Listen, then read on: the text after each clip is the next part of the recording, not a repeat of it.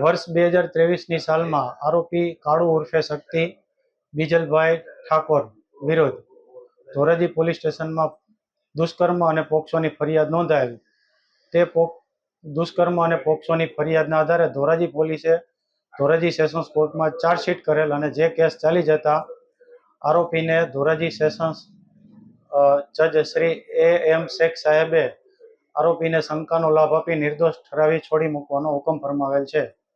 ફરિયાદની ટૂંકમાં હકીકત એવી છે કે ફરિયાદીની ભોગ બનનાર સગીર વયની દીકરી ને આરોપી કાળુ ઉર્ફે શક્તિએ પ્રેમજાળમાં ફસાવી લગ્નની લાલચ આપી અવારનવાર તેની સાથે દુષ્કર્મ આચરેલ.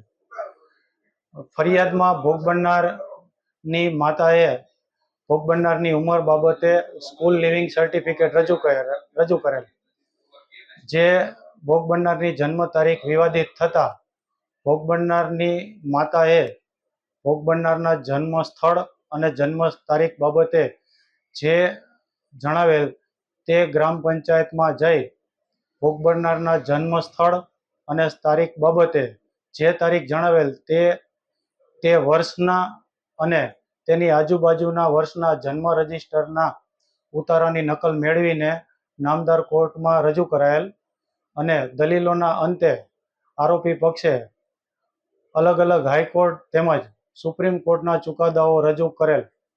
જે દલીલોના અંતે ધોરાજીના એડિશનલ ડિસ્ટ્રિક્ટ એન્ડ સેશન જજ શ્રી A.M. શેખ સાહેબે આરોપી કાળુ ઉર્ફે શક્તિ બીજલભાઈ ઠાકોરને શંકાનો લાભ આપી નિર્દોષ ઠરાવી છોડી મૂકવાનો હુકમ ફરમાવેલ છે.